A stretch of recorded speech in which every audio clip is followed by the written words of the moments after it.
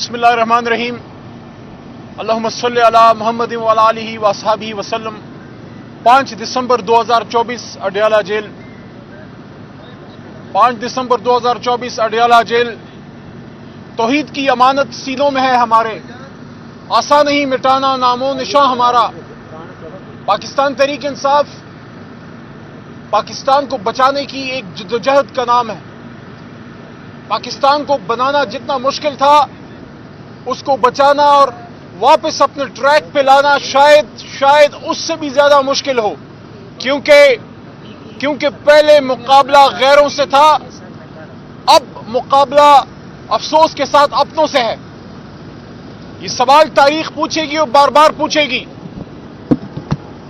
کہ 9 اپریل کی رات آخر وہ کون سا ناکردہ گناہ تھا جس کی وجہ سے عمران خان صاحب کی حکومت تل پٹ کر دی گئی؟ کچھ تو تھا جس کی وجہ سے اندرونی اور بیرونی کان ایک دوسرے کے ساتھ ملے اور ایک مداخلت یا سازش یا آپ اس کو جو بھی کہیں وہ تیار ہوئی۔ کچھ تو تھا جو 7 سمندر پار بیرونی آقاؤں کو عمران خان ناگوار گزر رہا تھا۔ کہیں ایسا تو نہیں تھا کہ اقوام متحدہ کے بیچ میں یہود و ہنود و صہیونیوں کے بیچ میں کھڑے ہو کے یا کنابد و یا کنستعین کسی کو اچھا نہیں لگا؟ کہیں ایسا تو نہیں تھا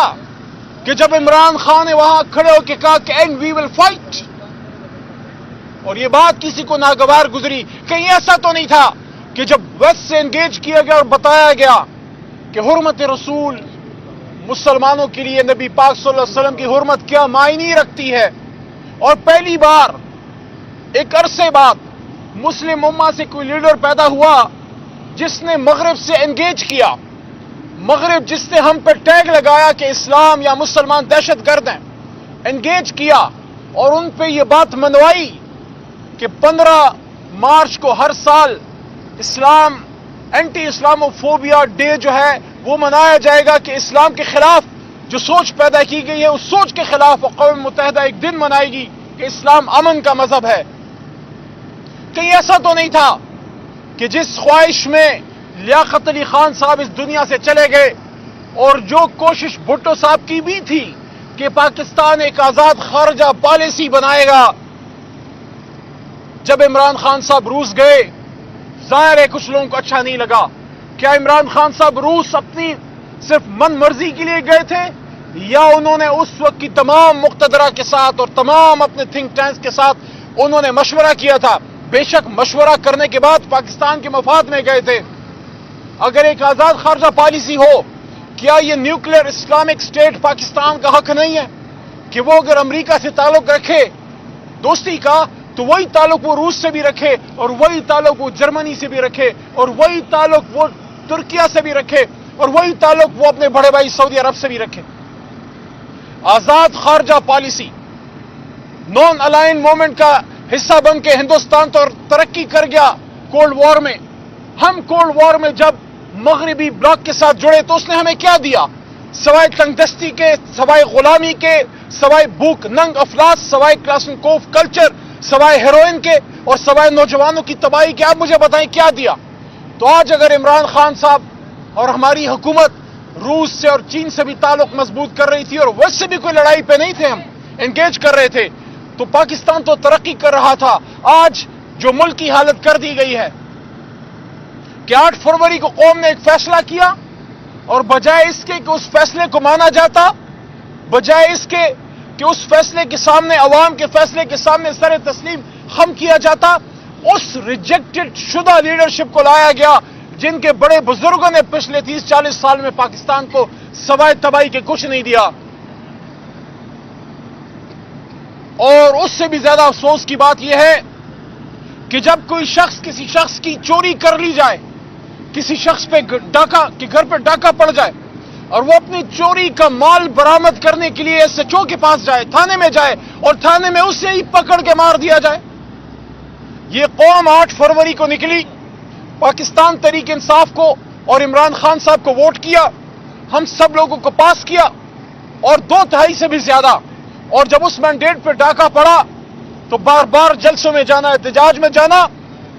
اور اسی چوری شدہ مینڈیٹ کے لیے، اسی مال مسروقہ کو برآمد کرنے کے لیے جب پرامن پاکستانی اسلام آباد کا رخ کرتے ہیں، ڈی چوک کا رخ کرتے ہیں، اس مان کے ساتھ کہ اسلام آباد میں میرے بھائی رہتے ہیں، اسلام آباد میں میرے اپنے خون کے رشتہ دار رہتے ہیں، اسلام آباد میں میرے پاکستانی رہتے ہیں، وہ میری بات سنیں گے،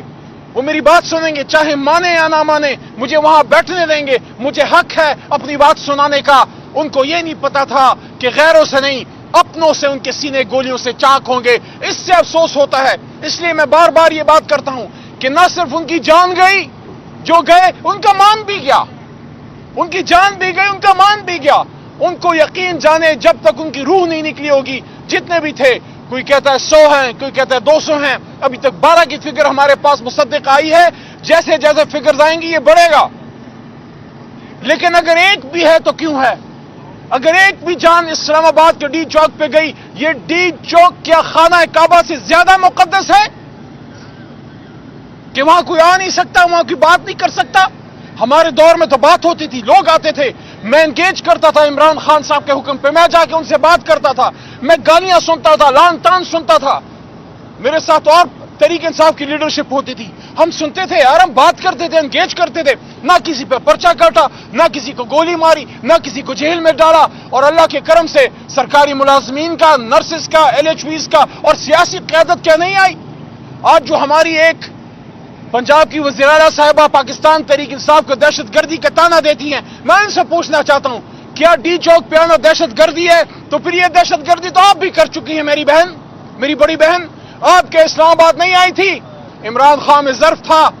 انہوں نے آپ پہ کوئی آنسو گیس نہیں چلایا، ویسے آپ کے پاس بندہ پرندہ بھی ویسے کوئی تھا نہیں، اکیلے آپ چلے آئے تھے، لیکن ہم نے آپ کو وہاں کوئی تنگ نہیں کیا، نہ بلاول صاحب کو تنگ کیا۔ ہمارے دور میں جو آتے تھے ہم ان کو اجازت دیتے تھے، کیونکہ اجازت ہم نہیں، آئین دیتا ہے، آرٹیکل 15 آئین کا، آرٹیکل 16 آئین کا، آرٹیکل 17 اور article 19 freedom of movement, freedom of assembly, freedom of association and right to speech, free speech حق ہے پاکستانی کا۔ دیکھیں اس حکومت نے 2 گناہ کیے ہیں، اس حکومت نے 2 قانون توڑے ہیں۔ پہلا، right to movement, right to assembly, right to speech, right of association, کہ آپ کس جماعت سے تعلق ہے آپ کو آئین حق دیتا ہے، آپ موومنٹ کر سکتے ہیں، آپ جلسہ جلوس پرامن کر سکتے ہیں، آپ اپنی رائے کا اظہار کر سکتے ہیں۔ اس سے لوگوں کو روکا، اور جو سب سے بنیادی حق ہے آرٹیکل 9 کا اور آئین کا، اور بھی آرٹیکلز میں آپ کو رائٹ ہے، رائٹ ٹو لائف، نہ صرف آپ کو بنیادی ان حقوق سے محروم رکھا کہ آپ اپنی اظہار رائے کی آزادی کا اظہار نہیں کر سکتے، آپ اپنی جائز ڈیمانڈ نہیں کر سکتے، آپ اپنے لیڈر کی رہائی کی ڈیمانڈ نہیں کر سکتے، آپ اپنے مال مسروقہ یعنی چرائے ہوئے مینڈیٹ کی بات نہیں کر سکتے، بلکہ الٹا اس سے بھی جو اہم رائٹ ہے، رائٹ ٹو لائف، اس سے بھی محروم کر دیا۔ اور ڈی چوک میں ساری دنیا کے سامنے، کیا ہمارا میڈیا اگر جھوٹ بول رہا ہے، سوشل میڈیا اگر جھوٹ بول رہا ہے، تو کیا BBC، الجزیرہ اور دنیا کے بے شمار انٹرنیشنل جو نیٹ ورکس ہیں وہ بھی جھوٹ بول رہے ہیں؟ یہ تو ذمہ داری بنتی ہے حکومت وقت کی کہ وہ معلوم کرے کہ یہ کیوں ایسا ہوا، اور کیا معلوم کریں گے جب اپنے ہی ہاتھ پہ خون لگا ہے۔ ہم دوبارہ یہ ڈیمانڈ کرتے ہیں، پاکستانیوں کا حق ہے کہ یہ نوجوان پاکستان میں ایک پرامن زندگی گزاریں، ان کو روزگار ملے، ان کو اچھی تعلیم ملے، مفت تعلیم، دین کی مفت تعلیم دینے کے چکر میں آپ نے اپنے سابق وزیر اعظم کو جیل میں ڈال دیا۔ وہ شخص جو اربوں روپے ٹھکرا گیا، وہ شخص جو اربوں روپے ٹھکرا گیا، وہ شخص جس کے نام پہ کروڑوں روپے ملتے ہیں خیراتی اداروں کو، آپ کیا سمجھتے ہیں وہ القادر ٹرسٹ سے پیسہ بنانے کے لیے اس نے القادر یونیورسٹی مفت تعلیم دینے کی بنائی؟ شرم تو آپ کو نہیں آتی کہ آپ شرم کے ہمارے القادر کا نام نہیں لے سکتے؟ آپ کہتے ہیں 190 ملین کیس، 190 ملین کیس نہیں ہے، القادر کیس ہے۔ بچوں کو بتائیں کہ القادر یونیورسٹی سابق وزیر اعظم بنا رہے تھے کہ ہمارے ملک کے بچے مفت تعلیم حاصل کریں۔ اگر اس نے پیسہ بنانا تھا تو کیا شوکت خانہ میں نہیں بنا سکتا تھا؟ نمل میں نہیں بنا سکتا تھا؟ وہ کرکٹ میں نہیں بنا سکتا تھا؟ مجھے خود ایک دفعہ خان صاحب نے کہا کہ 10 سال میں مین آف دا میچ رہا، اڈیالہ میں 20-22 دن پہلے، کہتے مجھے جب مین آف دا میچ ملتا تھا میں ایکولی اپنے پلیئرز میں ڈسٹریبیوٹ کرتا تھا۔ وہ آدمی، آپ اس کا کیا مقابلہ؟ دیکھیں ہم یہاں آتے رہیں گے، یہ سانحہ اسلام آباد کے بعد تیسری مرتبہ مستقل مجھے روکا جا رہا ہے، बीच के दौरान भी, एहतजाज के दौरान भी जब मैं आया, मैं 22 तारीख को भी आया खान साहब के हुक्म पे, पॉलिटिकल कमेटी के हुक्म पे खान साहब से मिलने। 22 तारीख को भी हमें रोका गया, 25 नवंबर को भी रोका गया, और अब ये 3 दफा मुस्तकिल रोक। आप हमें रोकते जाएं, हम अपने लीडर के पास उसके साथ यहां पे इजहार यकजहती के लिए आते रहेंगे। हम अपने लीडर को मरते दम तक अकेला नहीं छोड़ेंगे, चाहे आप हमारी मुलाकात कराएं ना कराएं। हम इमरान खान साहब का दिफा करने, उनका हक का दिफा करने यहां पे आने, मैं और ये कारकुन हम आते रहेंगे। हमारी ड्यूटी है, क्योंकि वो सिर्फ एक पॉलिटिकल लीडर नहीं है, वो इस कौम का एक अनडिस्प्यूटेड हीरो भी है। और हम तो जब बच्चे थे और जवान हुए, हमने इस आदमी को सिर्फ पाकिस्तान का झंडा सब जलाली लहराते देखा है। ये हमारा एक इस उम्मत का, इस कौम का एक अलमिया है कि हम अपने नेशनल हीरोज को सेलिब्रेट ही नहीं कर सकते। ना हमने अब्दुल कदीर खान साहब के साथ इंसाफ किया, ना हमने इमरान खान साहब के साथ इंसाफ किया। लेकिन अब खुशी की बात यह है कि अब वो हीरोज आपके रहम करम पे नहीं है, कौम उनके पीछे खड़ी है। अगर पाकिस्तान को आगे ले जाना है, इन मुश्किलात से निकालना है, इन तकालीफ से निकालना है, अगर कौम को और इदारों को दोबारा यकजान दो कालिब करना है, तो फिर इमरान खान को निकालना है, असीरान को निकालना है, मैंडेट को वापस करना है, और हक को हक और सच को सच मानना है। वरना हमारी तो आदत है, कहता हूं वही बात, समझता हूं जिसे हक, मैं ज़हरे हलाहल को कभी कह न सका कंद। अपने भी खफा मुझसे हैं, बेगाने भी ना खुश, अली मोहम्मद तो सच कहता रहेगा। बहुत शुक्रिया। अच्छा सर।